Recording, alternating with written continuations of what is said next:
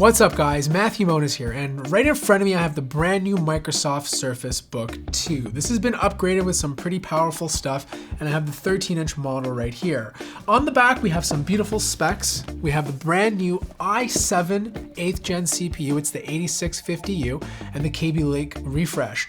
There is an NVIDIA GeForce GTX 1050, but if you want the more powerful 1060, you'll have to get the 15-inch version instead. There's a 1TB NVMe SSD hard drive inside of here, so you're gonna get super fast read and write speeds.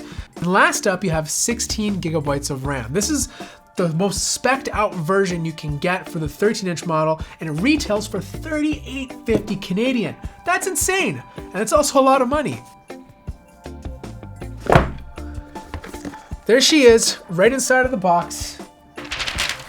But here she is, beautiful as can be, the brand new Surface Book 2. Now I'm gonna put this to the side, we're gonna quickly go over what's in the box.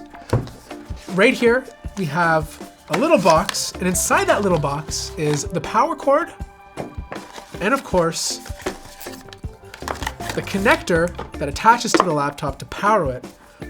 And the cool thing about Microsoft is that they include a USB port on the power brick, so this way you can continue using your laptop and plugging in a peripheral at the same time.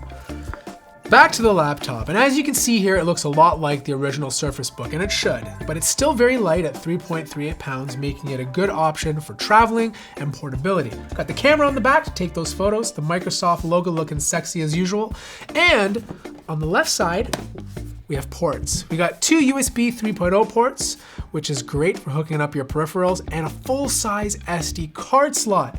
I appreciate that because I'm a creative professional and I use them all the time. On the right side, we have, finally, a USB Type-C. Microsoft has not been putting them on their computers, and we finally have one right here. But unfortunately, it is not Thunderbolt 3, which I would have loved to see. We also have the connector in order to power the laptop. Now, Microsoft is still going with the hinge design. Apparently, with this iteration, it's been improved again. When you disassemble the tablet from the laptop portion, it's supposed to do it a lot smoother and, of course, a lot quieter. I really love this hinge. I know some people are hit or miss with it because it leaves a little bit of a space between the display and the keyboard, but I personally think it's amazing engineering. And as you can see here, there's a bit of a space, and it will collect dust as time goes forward, but I mean, come on, your computer's gonna get dust anyways, you're gonna clean it when you have time. I gotta commend Microsoft. The deck of this laptop has this nice curve on the sides, giving this really futuristic look and feel to the laptop. There's a really big touchpad in the center, so plenty of space to move your fingers around, and it's just really comfortable to use. So let's turn this on and see exactly what this display looks like.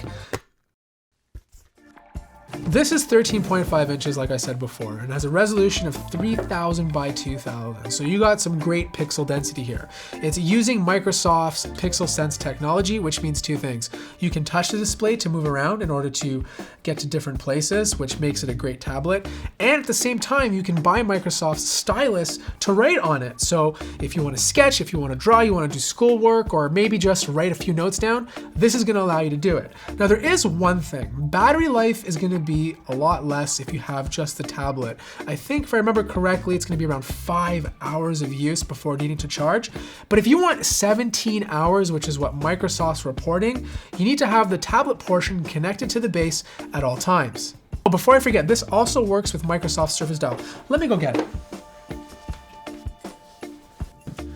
All right, here it is, Microsoft Surface Dial. This thing is such a great idea. I think the problem right now with it is that there's not a lot of applications that are fine-tuned for it, but it does work with a lot of Adobe apps. And as you know, I create videos here on YouTube, so using this with Premiere to scrub through my footage is a huge selling point for me. So that's one of the things I'm gonna test out on the Surface Book 2. Can I use this laptop on a daily basis to edit video, play games lightly, and is this gonna be my replacement to my old Dell XPS 15. Those are some of the things I'm going to talk about in my full review. So overall, the Surface Book 2 has all the things that I want in a laptop. It has good portability. It can be used as a tablet entertainment device, has enough power to edit 4K video if I really wanted to, and of course I can even game comfortably on this. Now this is the 13-inch model, it's spec'd with the GTX 1050, so I'm not 100% sure if it will fulfill my needs.